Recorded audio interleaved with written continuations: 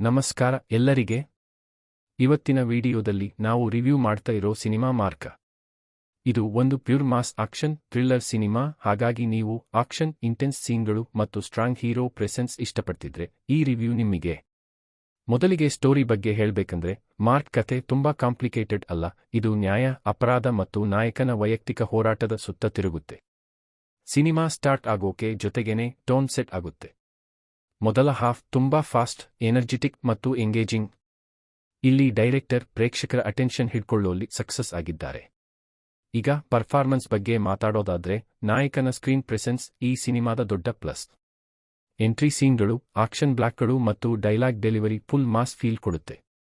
ಇದು ಫ್ಯಾನ್ಸ್ಗಾಗಿ ಮಾಡಿದ ಸಿನಿಮಾ ಅನ್ನೋದು ಸ್ಪಷ್ಟವಾಗಿ ಕಾಣುತ್ತೆ. ಸಪೋರ್ಟಿಂಗ್ ಕ್ಯಾರೆಕ್ಟರ್ಸ್ ಕೂಡ ತಮ್ಮ ಪಾತ್ರಕ್ಕೆ ನ್ಯಾಯ ಕೊಟ್ಟಿದ್ದಾರೆ, ಆದರೆ ಕತೆ ಸಂಪೂರ್ಣವಾಗಿ ನಾಯಕನ ಸುತ್ತಲೇ ಫೋಕಸ್ ಆಗಿರುತ್ತೆ. ಟೆಕ್ನಿಕಲಿ ಸಿನಿಮಾ ಚೆನ್ನಾಗಿ ಸ್ಟ್ಯಾಂಡ್ ಆಗುತ್ತೆ.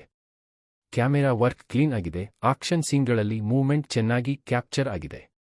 ಬ್ಯಾಕ್ಗ್ರೌಂಡ್ ಮ್ಯೂಸಿಕ್ ದೊಡ್ಡ ಪ್ಲಸ್ ಪಾಯಿಂಟ್. ಹೈ ಮೊಮೆಂಟ್ಗಳಲ್ಲಿ ಬಗಮ್ ಪೂರ್ತಿ ಪವರ್ ಕೊಡುತ್ತೆ. ಎಡಿಟಿಂಗ್ ಮೊದಲ ಹಾಫ್ನಲ್ಲಿ ಟೈಟ್, ಆದರೆ ಸೆಕೆಂಡ್ ಹಾಫ್ನಲ್ಲಿ ಸ್ವಲ್ಪ ಸ್ಲೋ ಅನಿಸಬಹುದು.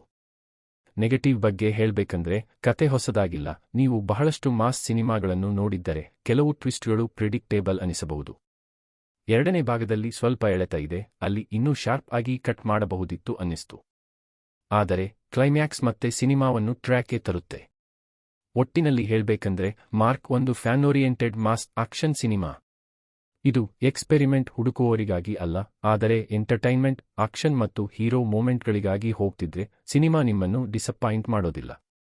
ನಿಮಗೆ ಈ ರಿವ್ಯೂ ಇಷ್ಟ ಆದ್ರೆ ಲೈಕ್ ಮಾಡಿ, ಶೇರ್ ಮಾಡಿ ಮತ್ತು ಇನ್ನೂ ಕನ್ನಡ ಸಿನಿಮಾ ರಿವ್ಯೂಗಳಿಗಾಗಿ ಚಾನೆಲ್ ಸಬ್ಸ್ಕ್ರೈಬ್ ಮಾಡೋದು ಮರೆಯಬೇಡಿ. ಮತ್ತೊಂದು ವಿಡಿಯೋದಲ್ಲಿ ಮತ್ತೆ ಸಿಗೋಣ.